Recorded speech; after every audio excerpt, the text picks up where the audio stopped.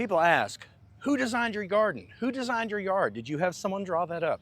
No, I did not. This is my crazy brain, and I didn't have a plan when I first started. 6 years ago, I planted some rose bushes, and it just kind of went from there. This yard, when we bought this house about 7 years ago, the whole yard was full of mature trees. There was a lot of silver maples that were in decline. They were falling apart.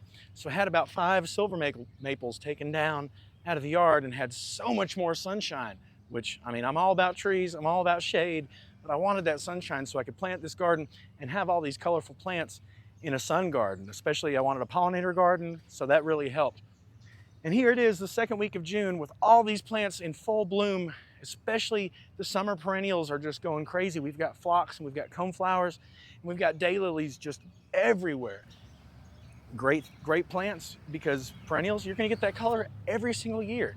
You know, the plants are gonna get bigger, you can divide them up, move them around the yard, and you know, it's not always about the flowers. It's not always about, oh, that plant doesn't flower, it only flowers for a couple weeks or a few weeks or whatever.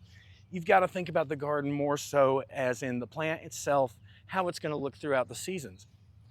Because a flowering plant, you know, it might be a flowering shrub. You might have an azalea that turns crazy garish pink color in the spring, but then you're going to have it the rest of the year as this green backdrop for all the other plants.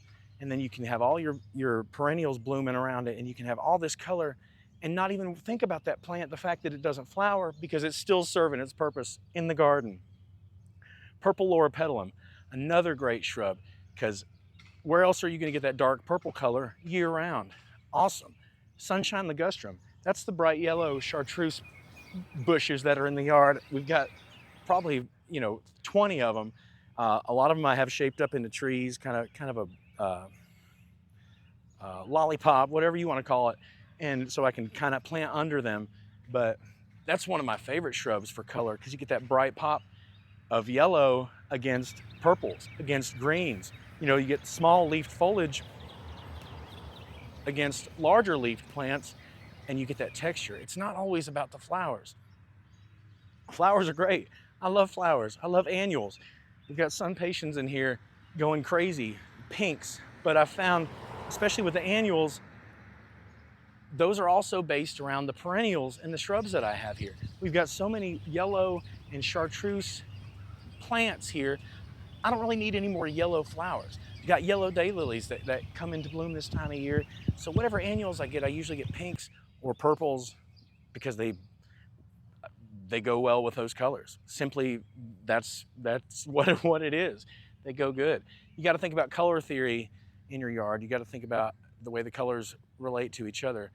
It's a great thing. Back here, you've also got to think about your depth of field. You got to think about your flower beds.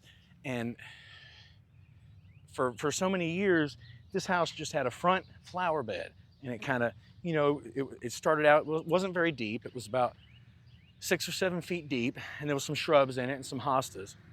But what I did is bring that flower bed out.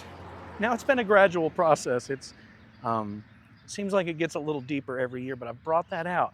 And now we've got this backdrop of the arborvitaes and the one remaining holly that was there when we bought this place. And there's 3 azaleas in there that were here, and they're just a green backdrop for all the other plants that we've added now. Absolutely just love that. But when you think about those plants, you've got to think about what's around it. And you're not always going to get it perfect. You're not always gonna get it absolutely perfect, where the plants are, when you're looking at it from all angles, it's not always going to be exactly what you want. But you do the best you can, I guess is what I'm trying to say. Anyway, colors, yellows, chartreuse, gold, green, blue. You got blue foliage plants. You've got blue star juniper in the front here, and you've got a ground cover blue dianthus with these blue leaves.